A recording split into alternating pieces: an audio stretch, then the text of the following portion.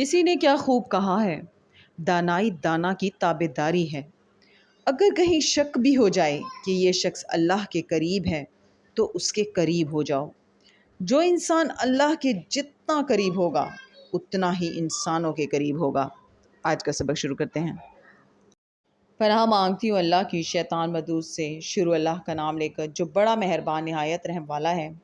اور ان کو نوح کا قصہ پڑھ کر سنا دو، جب انہوں نے اپنی قوم سے کہا کہ اے قوم، اگر تم کو میرا تم میں رہنا اور اللہ کی آیتوں سے نصیحت کرنا ناگوار ہو تو میں تو اللہ پر بھروسہ رکھتا ہوں۔ تم اپنے شریکوں کے ساتھ مل کر ایک کام جو میرے بارے میں کرنا چاہو مقرر کر لو، اور وہ تمہاری تمام جماعت کو معلوم ہو جائے اور کسی سے پوشیدہ نہ رہے۔ پھر وہ کام میرے حق میں کر گزرو اور مجھے مہلت نہ دو۔ اور اگر تم نے منہ پھیر لیا تو تم جانتے ہو کہ میں نے تم سے کچھ معاوضہ نہیں مانگا۔ میرا معاوضہ تو اللہ کے ذمے ہے، اور مجھے حکم ہوا ہے کہ میں فرما برداروں میں رہوں۔ لیکن ان لوگوں نے ان کی تکذیب کی تو ہم نے ان کو اور جو لوگ ان کے ساتھ کشتی میں سوار تھے سب کو طوفان سے بچا لیا اور انہیں زمین میں خلیفہ بنا دیا۔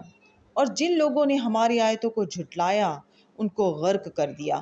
تو دیکھ لو کہ جو لوگ ڈرائے گئے تھے ان کا کیسا انجام ہوا۔ پھر نوح کے بعد ہم نے اور پیغمبر اپنی اپنی قوم کی طرف بھیجے تو وہ ان کے پاس کھلی نشانیاں لے کر آئے، مگر وہ لوگ ایسے نہ تھے کہ جس چیز کی پہلے تکذیب کر چکے تھے اس پر ایمان لے آتے۔ اسی طرح ہم زیادتی کرنے والوں کے دلوں میں پر مہر لگا دیتے ہیں۔